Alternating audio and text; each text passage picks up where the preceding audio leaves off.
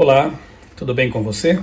Vamos recapitular mais uma lição da Escola Sabatina. Estamos quase terminando o estudo do livro de Deuteronômio. Passamos aí um trimestre estudando esse livro do Pentateuco, livro de Moisés. E no próximo trimestre estudaremos o livro de Hebreus. Não perca aí a lição que vem, faça a sua assinatura se ainda não fez, para não perder aí o alimento diário. O propósito da lição da Escola Sabatina não é outro, senão nos levar todo dia a ter um contato com a Palavra de Deus, a estudar a Bíblia Sagrada, e por isso alguns até comparam a lição com o maná. É a porção diária do pão do céu todos os dias. A lição dessa semana, que tem como título Deuteronômio nos escritos posteriores, achei muito boa, muito interessante, dá para fazer aqui algumas associações, reflexões bem pertinentes para o nosso tempo. Vamos começar então com o verso principal, o verso para memorizar, que diz assim: O Senhor se afeiçoou tão somente aos pais de vocês para os amar, e a vocês, descendentes deles, ele escolheu do meio de todos os povos, como hoje se vê. Eu achei bonito esse verso, de Deuteronômio 10:15, porque menciona que Deus não apenas amou a geração que ele tirou do Egito, como também amou e escolheu os descendentes daquela geração para serem também luz e instrumentos dele. De certa forma, essa promessa nos alcança, porque somos descendentes também dos nossos primeiros pais espirituais e podemos cumprir hoje a missão que Deus traçou, estabeleceu para o seu povo. Outra coisa interessante, já apresentada aqui na introdução, na lição mesmo, é que uma das coisas fascinantes sobre a Bíblia, em especial o Antigo Testamento, é a frequência com que se refere ou alude a si mesma, isto é, escritores posteriores do Antigo Testamento se refere aos anteriores. Em todo o Antigo Testamento, Gênesis é mencionado especialmente o relato da criação, como no exemplo, Jeremias 4:23, que diz assim: Olhei para a terra e eis que ela estava sem forma e vazia. Olhei para os céus e não tinham a sua luz. Gênesis 1:2 fala disso, o momento em que a terra estava sem forma e vazia. Nessa semana, o foco do estudo será a maneira pela qual o livro de Deuteronômio foi usado por escritores posteriores. Eu acho isso aqui muito interessante, porque mostra como os profetas, os autores inspirados, consideravam os outros autores inspirados também como normativos, como palavra de Deus. Eu publiquei em meu blog essa semana um texto com o título A Velha Tesoura da Teologia Seletiva. Está lá no outraleitura.com.br. Eu quero ler aqui para você alguns trechos desse texto que me ocorreram assim que eu estudei a lição. Então eu quero compartilhar com você essa reflexão aqui. E se você puder ler depois o texto todo aqui no meu blog, fica aí o convite. outraleitura.com.br, o título é A Velha Tesoura da Teologia Seletiva. Um perfil nas redes sociais que se auto-intitula adventista, mas vive divulgando conteúdos contrários aos princípios bíblicos defendidos pela Igreja Adventista do Sétimo Dia, postou recentemente o seguinte comentário: A palavra de Deus está por toda a Bíblia, mas quem define o que é a palavra de Deus ou não é o próprio Verbo encarnado. Aquilo que combina com o Evangelho é suficiente.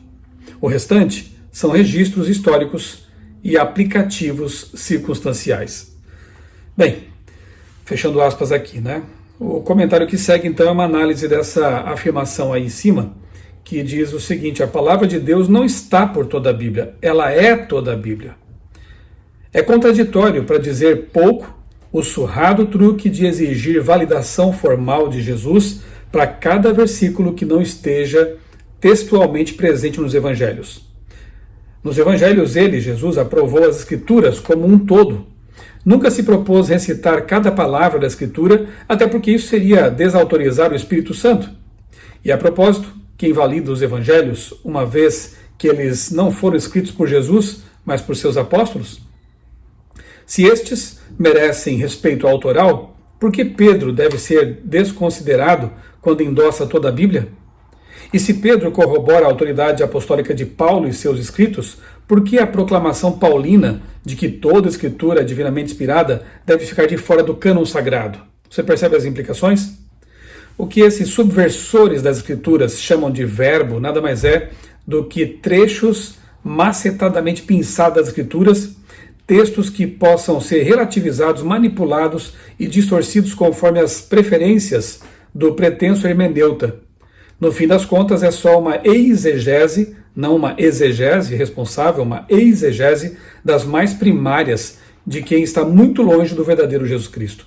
Essa atitude seletiva em relação à Bíblia é semelhante à dos adeptos das heresias da alta crítica, já condenada por Ellen White em seu tempo.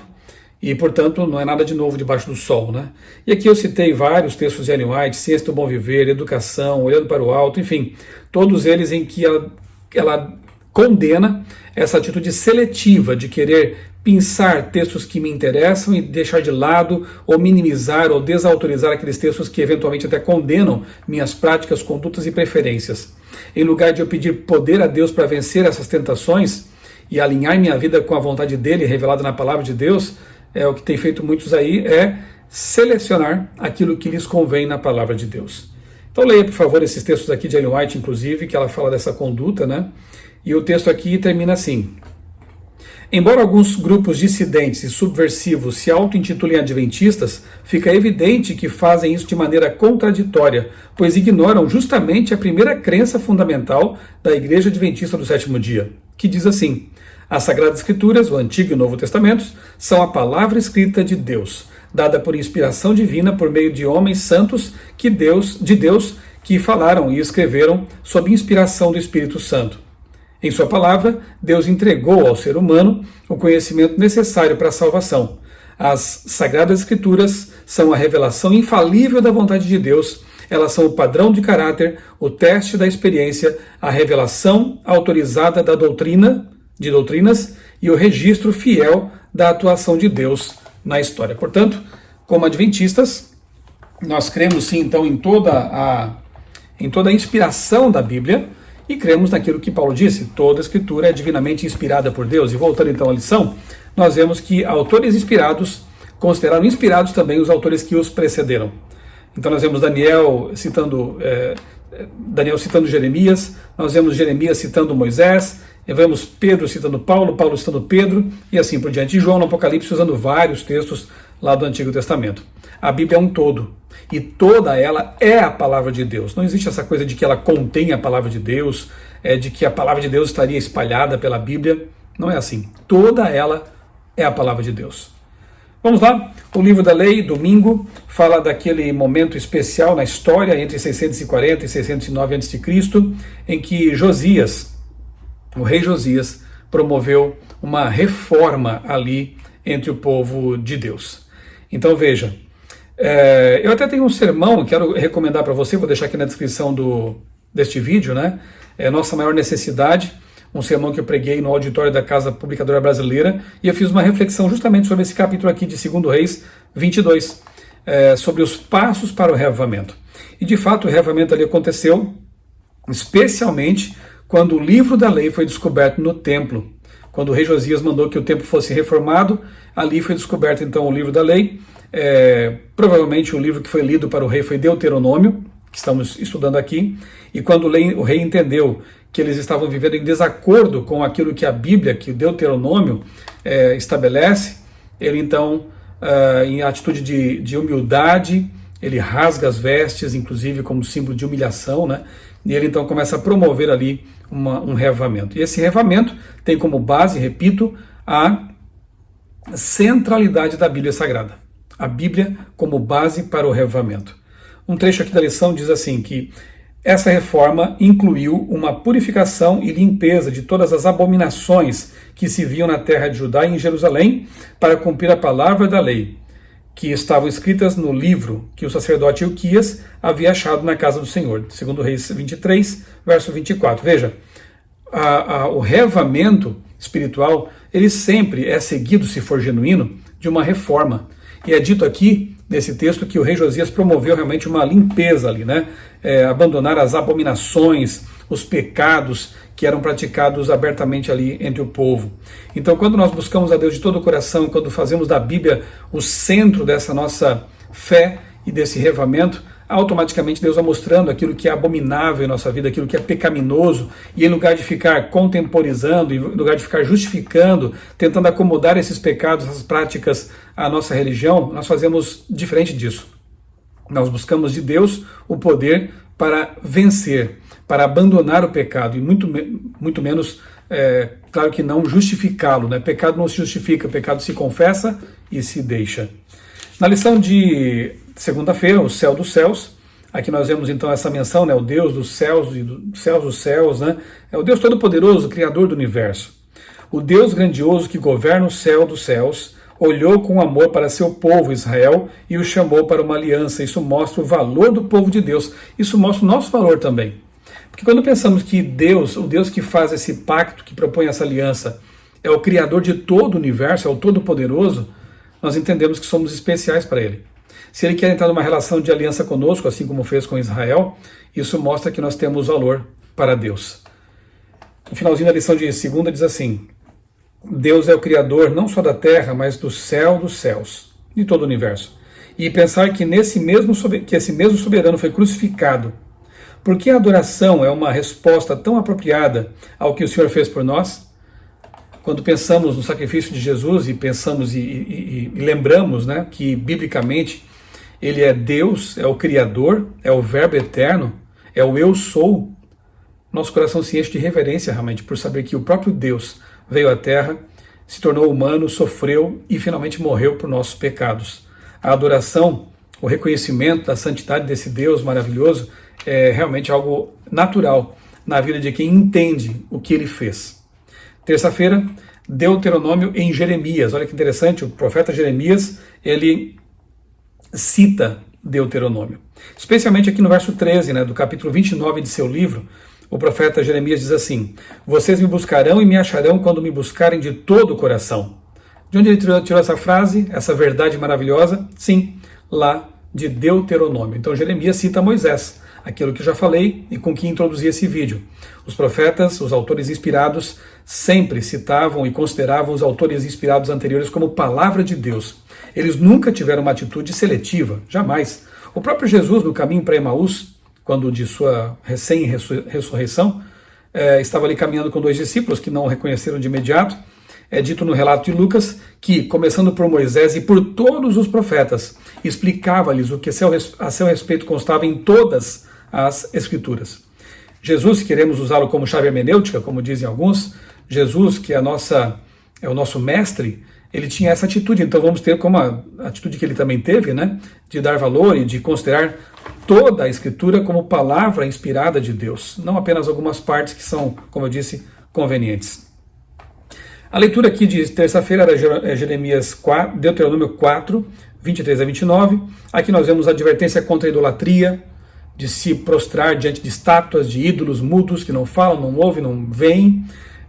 Claro que a idolatria ela é um conceito muito mais amplo, não é apenas adorar uma imagem, uma estátua, mas colocar alguma coisa no lugar de Deus. E esse trecho aqui, ele condena essa prática, né? Fala também das consequências da desobediência.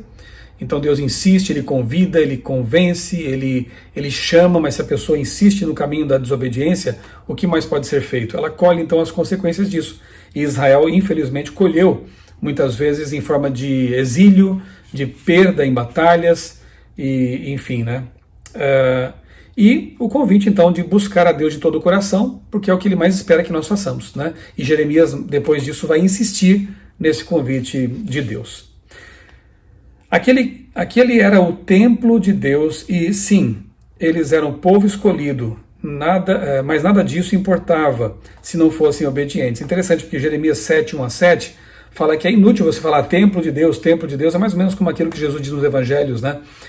Nem todo que diz Senhor, Senhor entrará no reino dos céus, mas o que faz a vontade de Deus. Aqui, eles estavam se valendo do fato de ser o povo de Deus, de ter o templo de Deus ali, mas de que adiantaria ter tudo isso e ser isso se eles de fato não vivessem à luz da verdade que eles tinham, né? Então, eu poderia dizer o mesmo hoje, não basta ser adventista, ter nascido no adventista, frequentar a igreja, nós temos que viver as verdades que conhecemos. Nós temos que realmente ter uma comunhão íntima com Deus, com o Deus da igreja, não só com a igreja, porque senão de nada vale ter um título, um nome, uma herança e não sermos realmente pessoas que vivem de acordo com a vontade revelada de Deus. Quarta-feira, o que o Senhor pede? Muitos dos escritos dos profetas são basicamente apelos para que o povo cumpra a sua parte na aliança. E aí a lição aqui propõe a leitura de Miqueias capítulo 6, 1 a 8, Amós 5, 24, Oséias 6, 6. E de fato há paralelos, né, entre os textos aqui desses três profetas. Basicamente os três falam em justiça. Buscar viver com justiça, fazer o que é justo e correto, né? Falam de misericórdia, de humildade. Diz inclusive que de nada adiantam sacrifícios e uma vida liturgicamente correta se falta misericórdia, se falta amor, se falta essa humildade e a justiça para com todas as pessoas, principalmente para com aqueles que são os mais injustiçados. Os profetas sempre clamam nesse sentido, de nós procurarmos defender a causa dos menos favorecidos. A Bíblia fala muito em viúvas, em órfãos, né? E hoje temos também os desfavorecidos na sociedade, pessoas que são muitas vezes desprezadas, desconsideradas, quase invisíveis. E nós, como povo de Deus, não podemos agir dessa forma. Nós precisamos realmente ter compaixão e fazer o nosso melhor para amenizar o sofrimento alheio enquanto Jesus não volta. Observe também como Miqueias empresta a linguagem de Deuteronômio 10, 12 e 13. Porém, em vez de citá-lo diretamente, Miqueias o modifica. Só um profeta pode fazer isso, né? É o sensus plenior, trocando a letra da lei em Deuteronômio pelo espírito da lei, que é sobre ser justo e misericordioso. Na verdade, é basicamente a mesma coisa, né? A letra, ela revela por trás um espírito, né? Um princípio, e nós temos que conhecer bem os princípios que regem os mandamentos de Deus, para vivê-los adequadamente. Israel deveria ser luz para o mundo. Sobre eles as nações diriam maravilhadas, de fato este grande povo é gente sábia e inteligente. Deuteronômio 4, 6 é o que Deus queria, que eles fossem um chamariz para a verdade. Portanto, deveriam agir com sabedoria e compreensão, o que incluía tratar as pessoas com justiça e misericórdia. E a lição termina aqui na parte de quinta-feira, falando sobre a linda oração de Daniel no capítulo 9 de seu livro. Que oração maravilhosa! Antes de Daniel receber a revelação daquilo que ele não havia compreendido muito bem no capítulo 8, naquela visão que ficou um pedaço dela inexplicado, Daniel aqui derrama o coração diante de Deus, faz uma oração de contrição, de arrependimento, pedindo pelo povo, porque ele, estudando o livro de Jeremias, entendeu que o tempo da desolação de Israel, 70 anos, né, estava chegando ao fim. E ele então clama a Deus por livramento, por libertação, para que o povo pudesse voltar para Jerusalém. É bom que você leia isso, viu? Daniel 9, 1 a 19, eu não vou ler aqui, né? É um trecho relativamente grande, mas leia lá e tente perceber temas que estão ligados diretamente com Deuteronômio também. A lição diz assim: Daniel se referiu 2 vezes à lei de Moisés, que certamente incluía Deuteronômio, e nesse caso poderia estar se referindo especificamente a esse livro. E tem um trecho aqui que eu achei muito importante, que diz assim: nas lágrimas e súplicas de Daniel, ele jamais fez o que tantos fazem quando ocorre uma tragédia. Por quê? Ele nunca questionou o motivo. Graças ao livro de Deuteronômio, Daniel sabia a razão de tudo. Por que estamos aqui exilados? Por que fomos levados para outra nação, né? Deportados? Ele sabia a razão. Ele sabia que o povo não tinha cumprido com sua parte na aliança e colheu as consequências dessa escolha pelo pecado. O livro de Deuteronômio deu a Daniel e a outros exilados a compreensão de que o mal que veio sobre eles não era apenas o destino cego, o acaso, mas os frutos da desobediência sobre os quais haviam sido avisados. Deuteronômio ofereceu não apenas o contexto para se compreender a situação, mas também apontou para a promessa de restauração. Veja como é importante a gente conhecer a palavra de Deus, a Bíblia. Daniel e seus contemporâneos encontraram esperança, mesmo vivendo numa situação de exílio, de que Deus um dia levaria de volta o seu povo para Canaã. Por quê? Porque estava profetizado, estava anunciado na palavra. Nós também estamos aqui cativos no mundo de pecado, vivendo aqui nesse momento de exílio, antes da volta de Jesus, mas temos a palavra de Deus, temos a Bíblia Sagrada, que nos mostra qual é o plano de Deus e como ele vai se cumprir. Então, enquanto aguardamos o cumprimento desse plano, vivamos à luz e com a esperança dos textos revelados por Deus em sua palavra. Seria interessante também você reler e relembrar, né, Daniel 9, 24 a 27, aquela profecia impressionante que revela o Messias, quando ele viria, né, o que ele faria. Então, é interessante notar que esses versículos, né, eles estão ali justamente naquele trecho, logo depois da oração de Daniel, ou seja, Jesus é a grande esperança. Jesus é aquele em que todas as promessas se concretizam e se realizam. Então não é à toa que nós encontramos também aqui realmente essa profecia no capítulo 9 de Daniel. Lição realmente, como eu disse, muito importante, lição que traz muitos ensinamentos cruciais para a nossa fé, e o principal deles é de que a Bíblia é a palavra inspirada de Deus. A Bíblia nos traz esperança, a Bíblia nos mostra o futuro e nos mostra também como viver enquanto aguardamos o cumprimento dessas promessas, dessas profecias.